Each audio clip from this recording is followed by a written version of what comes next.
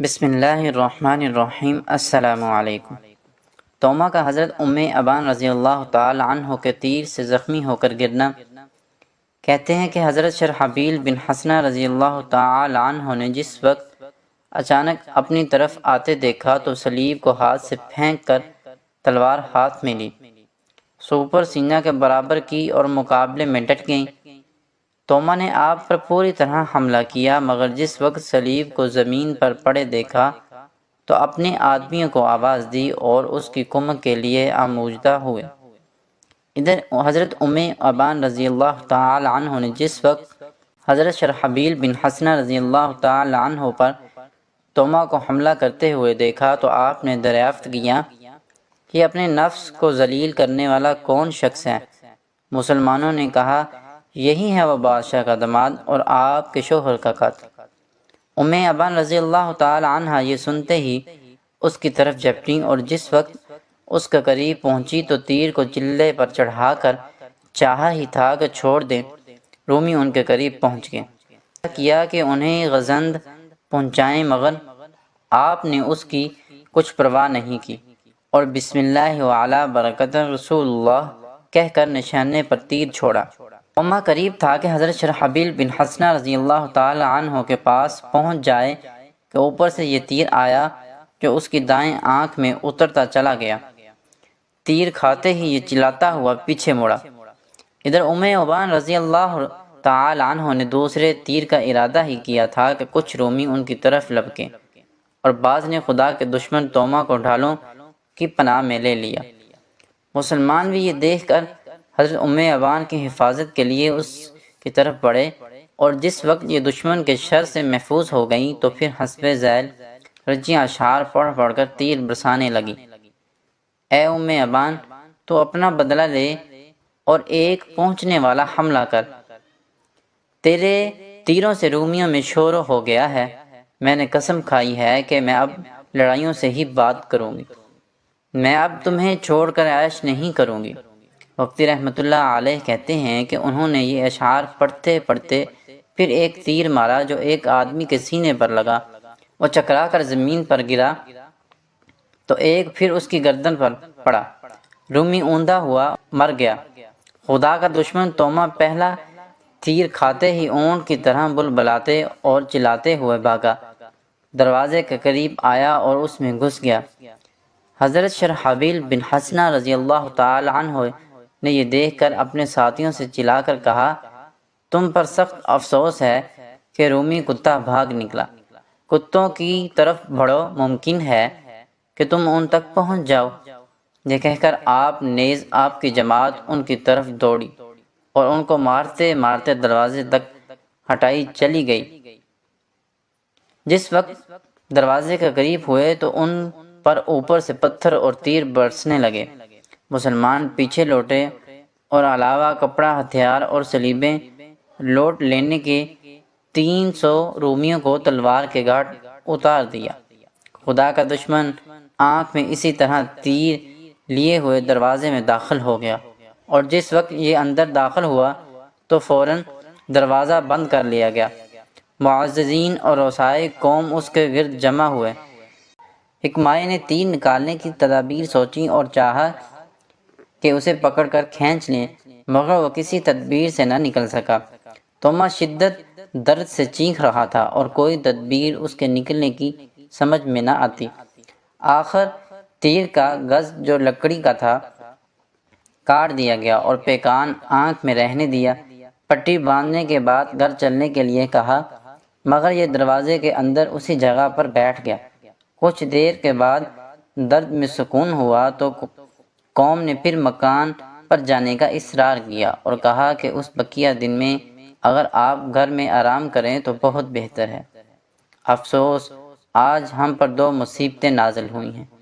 پہلی مصیبت صلیب اعظم کا ہاتھ سے نکل جانا اور دوسری مصیبت آپ کی آنکھ میں تیر لگنا، اور یہ دونوں مصیبتیں اس قوم کے ہاتھ سے ہمیں پہنچیں۔ اب ہم اچھی طرح جان گئے ہیں کہ اس قوم کا نہ کوئی مقابلہ کر سکتا ہے اور نہ کوئی آدمی ان کی اس آتش حرب میں قدم رکھ سکتا ہے۔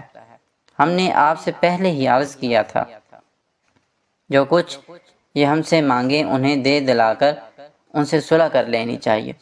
توما یہ سن کر آگ بگولا ہو گیا اور کہنے لگا، اے بدبختو، اتنا سوچو کہ صلیب اعظم جاتی رہی، میری آنکھ کو صدمہ پہنچا، عزیز و اقارب مارے گئے، پھر بھی میں ان غلاموں کی طرف سے غفلت کروں اور دانستہ طور پر بے خبری برتوں؟ کیا میری اس غفلت کی اطلاع، سستی اور عاجزی کی خبر بادشاہ تک نہیں پہنچے گی؟ مجھے ہر حال میں ان کا مقابلہ کرنا چاہیے۔ میں یقیناً ان سے اپنی صلیب واپس لوں گا اور اپنی ایک آنکھ کے عوض ان کی 1000 آنکھیں پھوڑ کر رہوں گا، تاکہ بادشاہ کو معلوم ہو جائے کہ میں نے ان سے اپنا بدلہ لے لیا ہے۔ میں حال ہی میں ان کے ساتھ ایک ایسا مکر اور ایسی چال چلوں گا کہ کسی طرح ان کے سردار تک پہنچ جاؤں، اس کے بعد ان کی جماعت کو مار بھگاؤں گا، جو کچھ انہوں نے ہم سے لوٹا ہے سب لوٹا لوں گا اور اکٹھا کر کے بادشاہ کے پاس چلتا کر دوں گا۔ اس کے بعد پھر بھی میری آتش انتقام فرد نہیں ہوگی، بلکہ میں ایک لشکر تیار کر کے بار برادری کا سامان اور زاردہ ساتھ لے کر حجاز اور بادشاہ ابو بکر پر چڑھائی کر دوں گا۔ وہاں پہنچ کر ان کے آثار کو مسمار، ملکوں کو تباہ و برباد، گھروں کو کھنڈر اور مسجدوں کی اینٹ سے اینٹ بجا دوں گا، اور ان کے شہروں کو اس قابل کر دوں گا کہ اس میں گوہ، گونس اور دوسرے وحشی جانور رہنے لگیں۔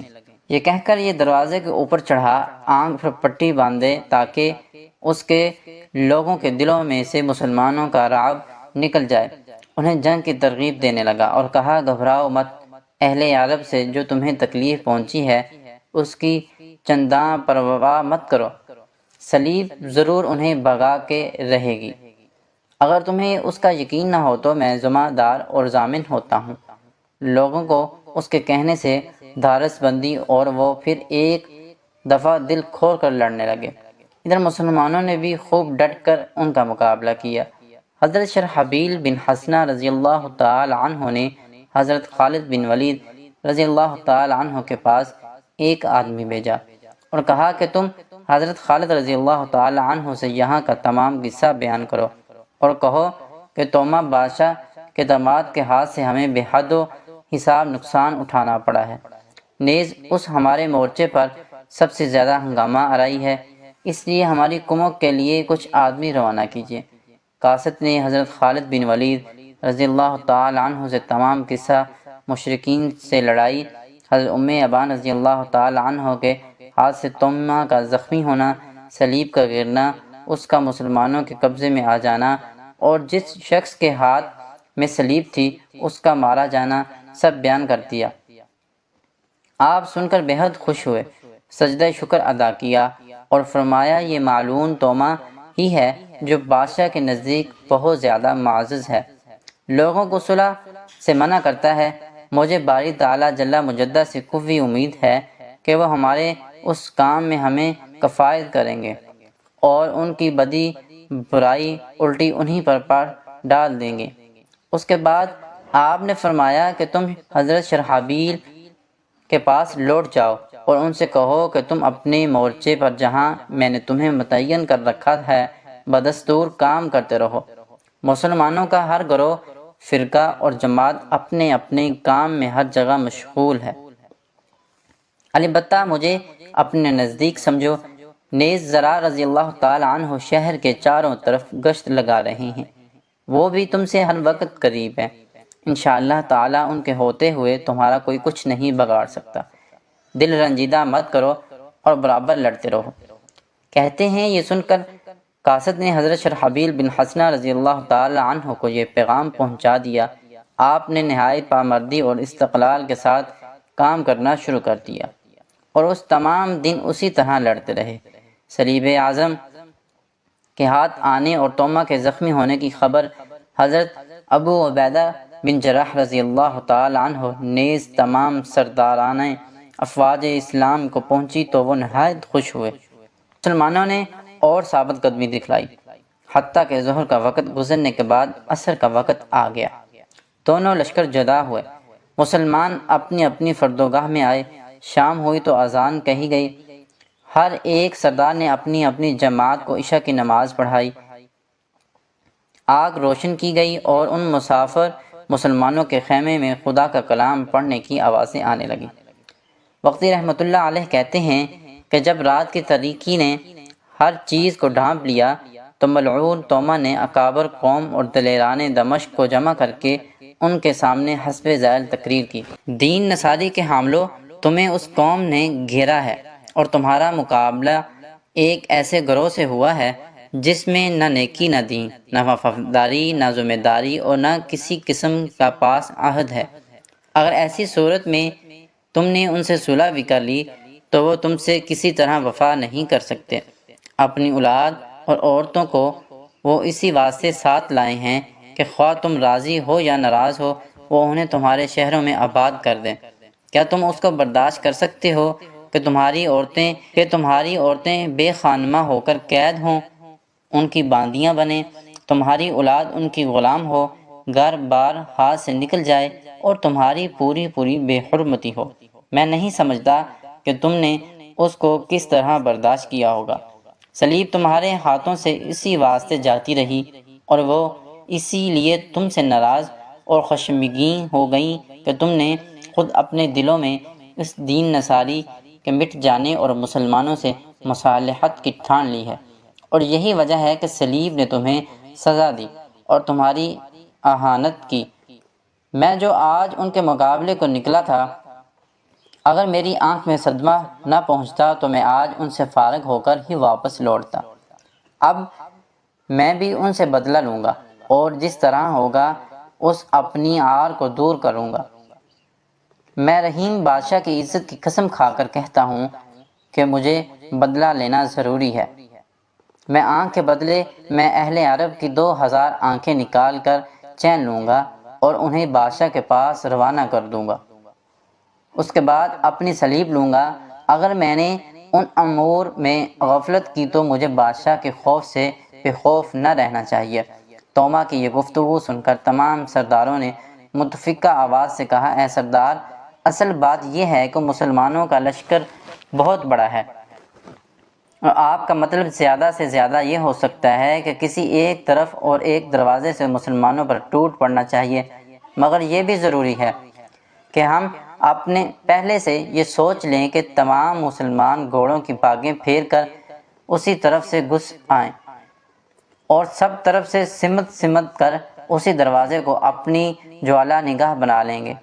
سب سے بڑا سردار اگر شرقی دروازے سے آئے گا تو دوسرا باب جابیے سے، پھر ان کا تھامانا مشکل ہو جائے گا اور ایسی مصیبت آ کر پڑے گی جس کا برداشت کرنا تیری سکت اور تیری طاقت سے کہیں باہر ہوگا۔ باقی ہم ہر طرح سے حاضر ہیں۔ اگر تیری خوشی شہر پناہ سے باہر نکل کر لڑنے کی ہے تو ہم اس پر بھی راضی ہیں، اور اگر قلعہ بند ہو کر چہار دیواری سے لڑنے کا ارادہ ہے تو اس طرح بھی ہم موجود ہیں۔ توما یہ سن کر بولا: فنون حرب میں جو شخص جتنا زیادہ غور کرتا ہوں اس سے کوئی بات مخفی نہیں رہتی۔ میری سمجھ میں اس وقت لڑائی کے لیے ایک خاص تدبیر آ رہی ہے، مگر پہلے تمام امرائے ہر خاص و عام کو جمع کر لیا جائے۔ چنانچہ کچھ لوگ مسلمانوں کے خوف اور دروازوں کی حفاظت کی غرض سے مورچوں پر رہ گئے اور باقی تمام آدمی جمع ہو گئے۔ توما نے ان سب کو مخاطب کرتے ہوئے کہا: میرا ارادہ ہے کہ میں مسلمانوں پر شب خون ماروں اور ان کے فردوں گاہوں اور خیموں پر اچانک جا پڑوں۔ رات زیادہ محیب اور اندھیری ہے، دشمن راستوں اور گھٹائیوں سے بے خبر ہے اور تمہیں یہاں کی گلی کوچوں سے خوب واقفیت ہے، لہٰذا بہتر ہے ہر شخص تم میں سے مسلح ہو کر اپنے اپنے دروازے سے باہر نکلے۔ ادھر میں ساتھیوں سمیت اپنے دروازے سے باہر نکلوں گا اور اسی طرح مجھے امید ہے کہ ہم کامیاب اور خوشی خوشی اپنے گھر میں واپس ہوں گے۔ میں مسلمانوں پر حملہ کرتا اور ان کی قوم کو تباہ و برباد کرتا ہوں، ان کے سردار تک پہنچ جاؤں گا اور اسے قید کر کے بادشاہ کی خدمت میں بھیج دوں گا۔ بادشاہ اس کے لیے جو چاہے حکم کرے۔ تم میں سے جو شخص اپنے دروازے سے نکلے تو اپنی جگہ اور مقام کو کسی طرح نہ چھوڑے، میں لڑتا لڑتا خود تم تک پہنچ جاؤں گا۔ یہ سن کر سب نے بخوشی اس تجویز کو منظور کر لیا۔